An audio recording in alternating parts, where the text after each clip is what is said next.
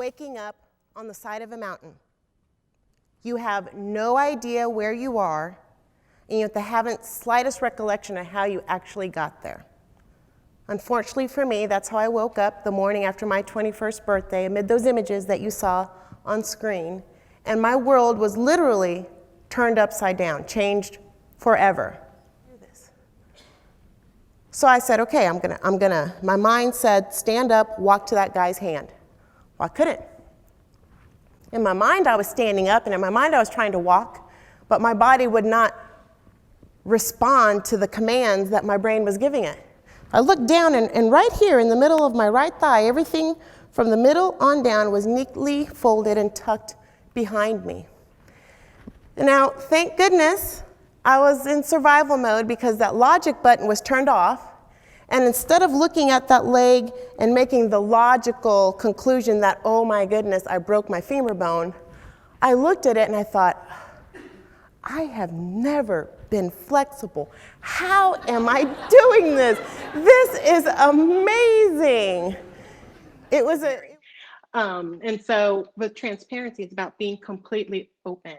And aside from being open and honest and having information available and accessible to the stakeholders, it's also about encouraging feedback.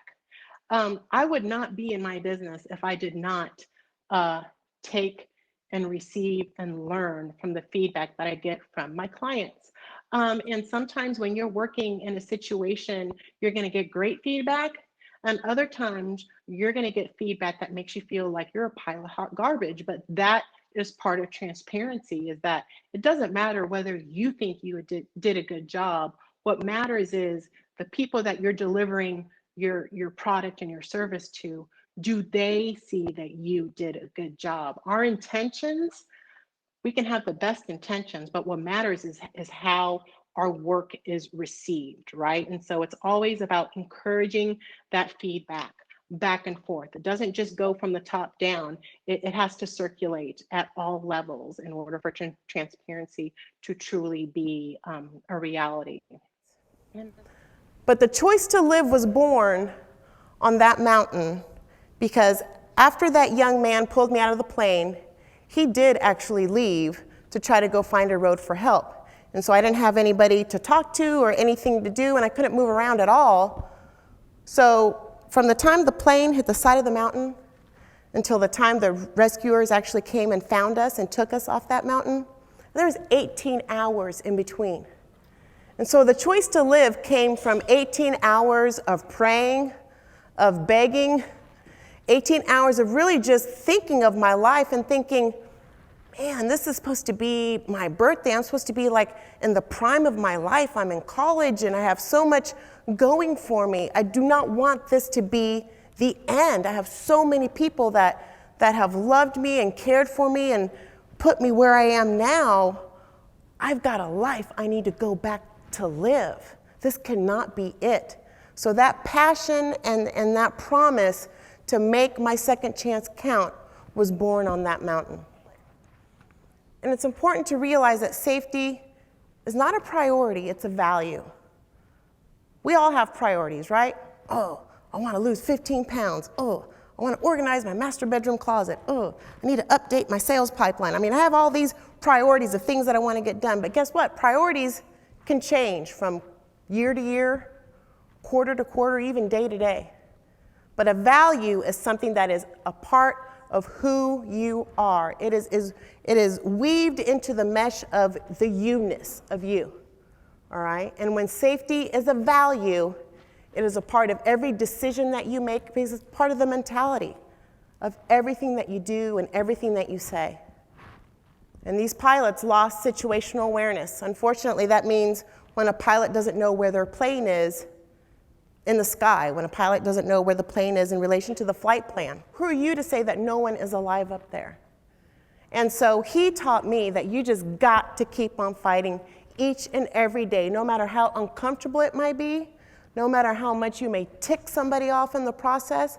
But if you are passionate about something, anything, you just have got to keep on fighting for it.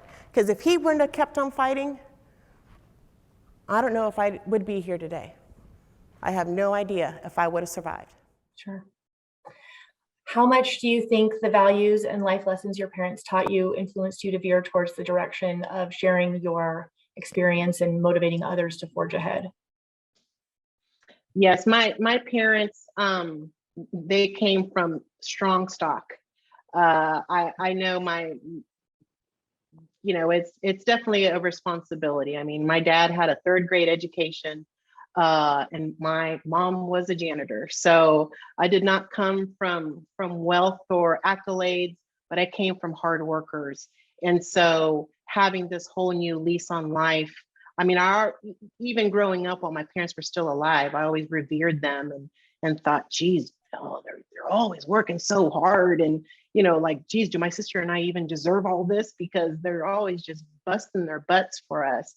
But just their tenacity and their love for one another and for our family and for our extended family was a beautiful gift to have. And I'm glad that they taught me those life lessons, because I think life is a lot more empty if you don't have that grit instilled in you from an early age.